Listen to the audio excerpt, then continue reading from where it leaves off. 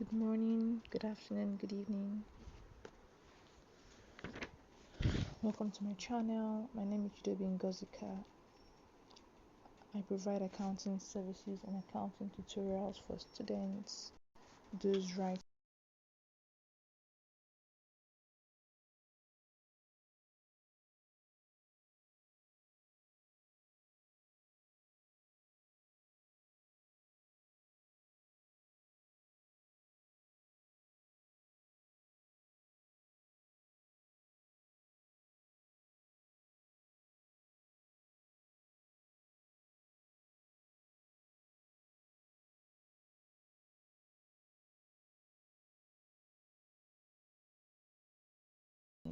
And you're keeping them where? In a book.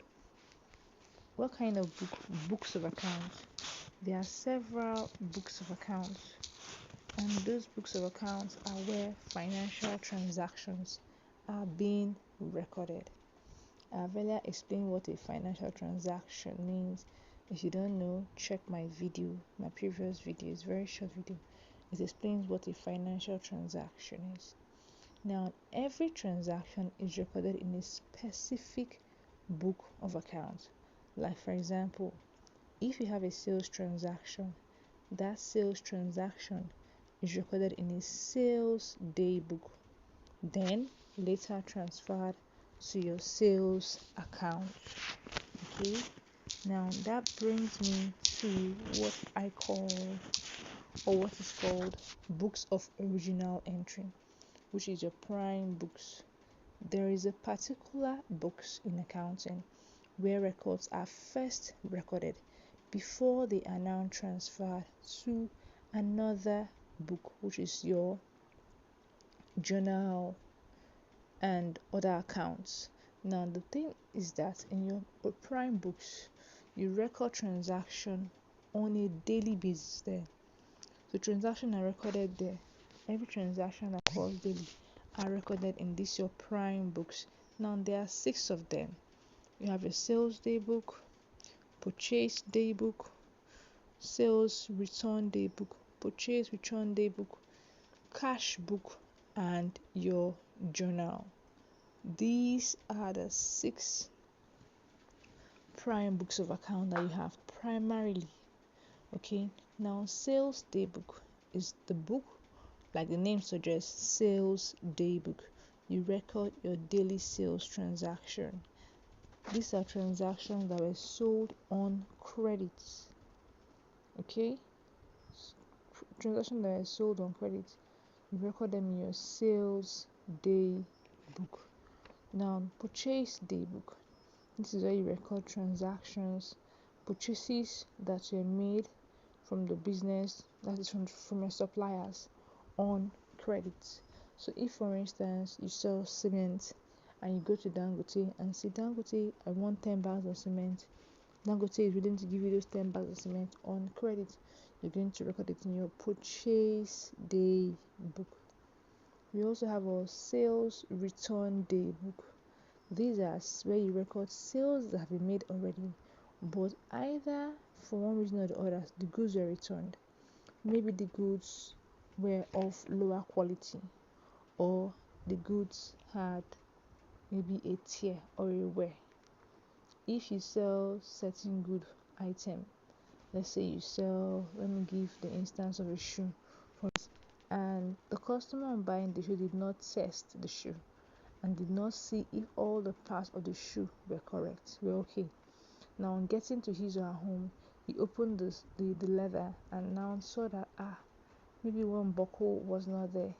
He has the right to return the shoe, as long as he informed you, I bought this shoe from your shop on this day, and you can really attest that yes, this customer bought these goods from you on so day, and you say, okay, it's your policy for you to return goods. There are certain businesses whereby you return goods, they don't collect it.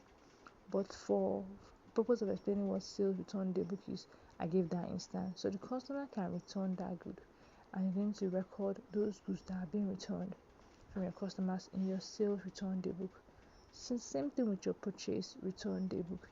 If you made purchases from your customer, from your supplier, and you observed that the goods you bought didn't meet your standard or had an issue, maybe there was a wear or a tear, do you understand? You can return it to your supplier. That is, if the supplier has it as its policy to accept such goods. Just like in case of sales, some people don't receive goods. There are some stores you go to, you buy things, they'll tell you cannot return our goods. You should have checked it before taking it. But for purpose of this class, I'm giving that instance so I can know what a purchase return day book looks like and know that it exists. And now we have our cash book. Cash book is where you record daily cash, be the cash received, and be cash you received, maybe from sales or cash payment that you made as a result of your purchases. They recorded in your cash day book. Also, if somebody transferred money to your bank account, you record it in your cash book. If money was paid out of your bank account, you record it too in your cash book. Now the last one is your journal. Journal is where you record transactions that are not recorded in any of the other books of entry. So there's some transactions that might not be right to classify them as either sales or purchases or return or cash. Those transactions will be recorded in your journal. Like for instance, if you purchased an asset, you can record that asset in your journal. Do you understand? So there are several transactions that are not typically sales or purchases or as a result of cash transactions. Those won't be recorded in your journals. So these are the 6 key types of primary books of entry. Now, like I said earlier on, after you've recorded the transaction in your prime books those transactions will be transferred to your main account. They call them general ledgers.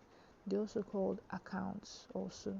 So unlike the sales day book, if you notice, you're going to record sales that occurred on a daily basis.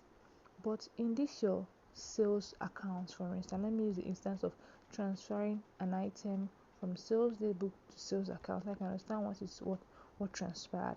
So sales day book in the case of a sales is the first book of entry. Transactions that were done on a daily basis will be recorded there. Now at the end of the month, you can transfer all those sales into your sales account.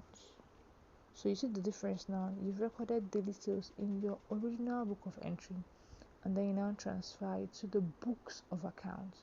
So that is the difference between your prime entry and your books of accounts. So this is the same thing will be applicable to all the prime books. So as you have your purchase day book, you have your purchase accounts. As you have your return day book, you have your return account. So as you can see, these prime entries are called day book because you record transactions that happen on a daily basis. While the other one is called accounts. So you record the transaction that occurred at the end of the month. Or every time you might even do it at the end of at the end of the month, yes. At the end of the month you record the transaction there. So as you have your cash book, you also have your cash accounts. And as you have journal, you now have general ledger. Do you understand where you can record transactions? But unlike daybook for the accounts, where you have a journal representing other transactions that do not fit into this daybook, the ledger is just where you record every other transaction. Do you understand? You also have your asset account, another account. So depending on the transaction has a corresponding account. I hope you've learned something. Share these videos to those that you feel need this video. I want to thank you so much for watching. I really appreciate you. I love you. See you in my next video. Bye.